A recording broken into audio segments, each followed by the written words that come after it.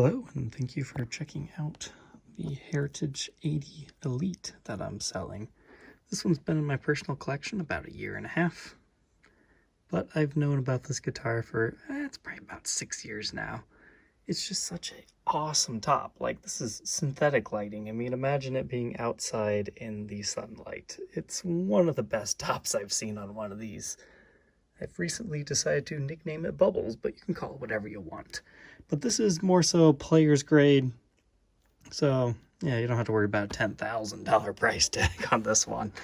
But we'll just go over our condition. It's got scratches. I just polished it up, but I mean, it still has scratches from use. Let's see what lighting you can see it at. Nothing too crazy over there. There we go. You can see some of the nicks and dings. And just imagine play wear throughout and you will know what to expect. But it's not necessarily trashed. Like, we've got a larger impression right there, some dings.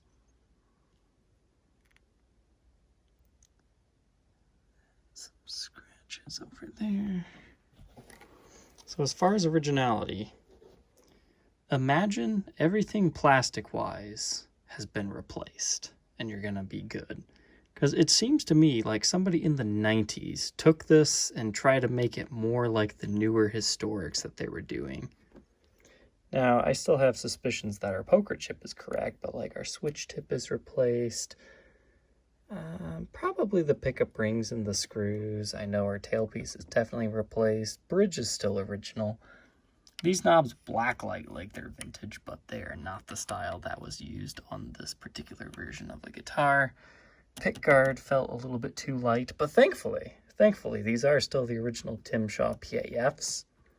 Is it possible the bridge has been rewound? Maybe. It did read about 8.5K ohms within the circuit, but usually those don't need rewound, so I doubt it, but for full disclosure, it was a little hotter than usual. Then, let's see. As far as frets, honestly, they're pretty good.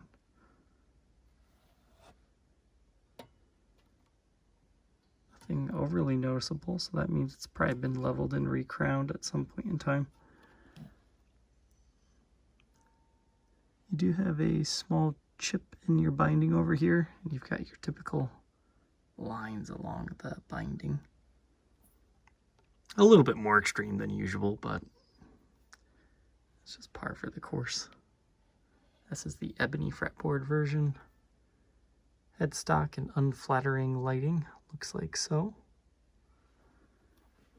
But we've got a small ding over there.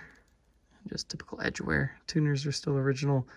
Truss rod has like one thread showing, but it's perfectly straight right now. You don't have anything to worry about. Now on the back, we'll gloss over it with the light. You can see some worming, nicks and dings. Again, this thing was played. So you might be noticing, A, you've got some great ringy wood grain back here, and B, this looks suspiciously dark, right? So under blacklight, what looks like what happened to me is somebody had a circular sticker on it at one point in time, and their belt must have been scraping against that area and went straight through. So it's a combination of sticker shadow and then somebody has touched up the paint right there to have it not be showing the bare wood. That's what it looks like to me anyways, because the sticker shadow under blacklight's like perfectly circular and nobody's going to do a perfect shot of paint, and it's not perfectly circular right there. Pots, they've all been redone. You got new caps. If I remember correctly, the pot codes dated it to like 94-ish. It's possible that's when it was done, or it could have just been that's what somebody had laying around. But their CTS, I would assume they're 500K, but I did not see a reading on them. But you've got some scuffs over here. Output jack plate replaced, more scuffs and dings. We still have original style strap buttons. Moving up the neck, got a few minor impressions. Nothing too crazy. Then we do have a lot of finish checking back here. Now that does look like it was trauma induced to me. However, I did not see any breaks, cracks, or repairs under black light. But I would imagine it took quite a ding up here. It probably caused that to flex, but not enough to actually break. But that is the only area that you have any finish checking. But thankfully it's not like stemming from the nut or anything. It's just right there.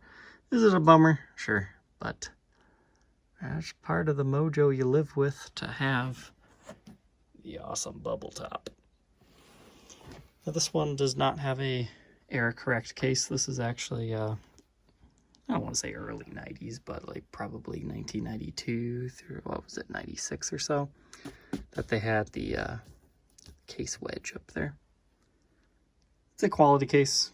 You can easily sell this for like 350 bucks or so and buy the original one if you really wanted it. All right, I hope you found this helpful, and I'm gonna miss this one.